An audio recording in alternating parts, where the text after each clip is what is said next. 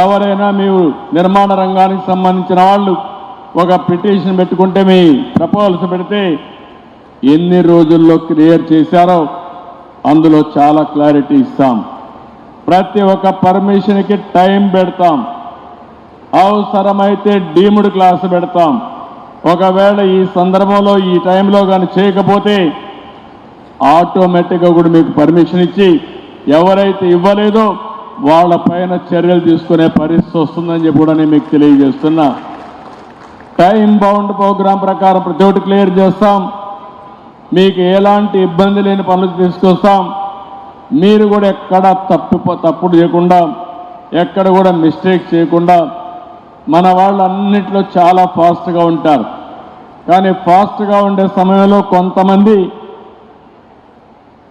అడ్డదారిలో పోవాలని చెప్పి కూడా ఆలోచిస్తారు. అలాంటి వ్యక్తుల వల్ల కూడా చెడ్డ పేరు వస్తుంది.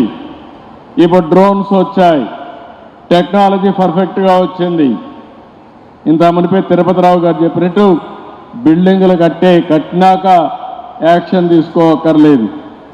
నెలకొక్కసారి ఒక డ్రోన్ పంపిస్తే మా నారాయణ గారు ఆటోమేటిక్గా రికార్డ్ అయిపోతాయి. మీరు ఫౌండేషన్ వేయాలనుకుంటే ఏక మునిపే దాన్ని నిలబెట్టే పరిస్థితి, శక్తి ఈరోజు గవర్నమెంట్కి ఉంది. అది కూడా చేయొచ్చు అని చెప్పి కూడా నేను మీకు తెలియజేస్తున్నా. మొత్తం టెక్నాలజీ అయితే పర్ఫెక్ట్గా వచ్చింది.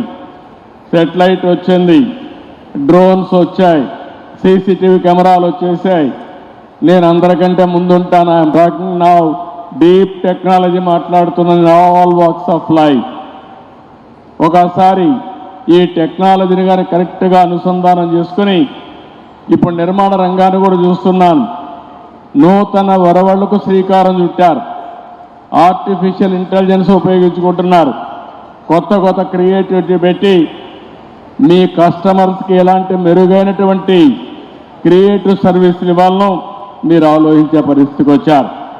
నేను మళ్ళీ చెప్తున్నా, ఆంధ్రప్రదేశ్ పరిస్థితి అయితే ఇప్పుడిప్పుడే ప్రారంభిస్తున్నాం.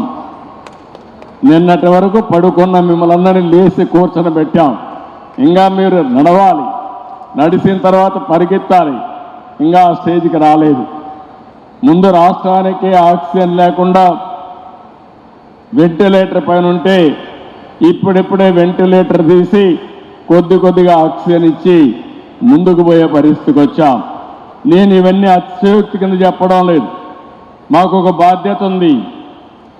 ఒక పక్క సంక్షేమం చేయాలి, ఇంకో పక్క అభివృద్ధి చేయాలి. ఇవి రెండు చేయాలంటే సుపరిపాలన ద్వారానే సాధ్యం. ఈరోజు ఇక్కడికి వచ్చాను, కానీ టైం చాలా టైట్గా ఉంది. కానీ ఒకటే ఆలోచించాను, నిర్మాణ రంగం కుదేలైంది. ఈ నిర్మాణ రంగానికి చేయూతనివ్వాలి. ఒకసారి కాదు 100 సార్లు ఈ విధంగా మీ దగ్గరికి వస్తే తప్ప మీలో శక్తి రాదనే ఉద్దేశంతోనే నేను ఇక్కడికి వచ్చాను.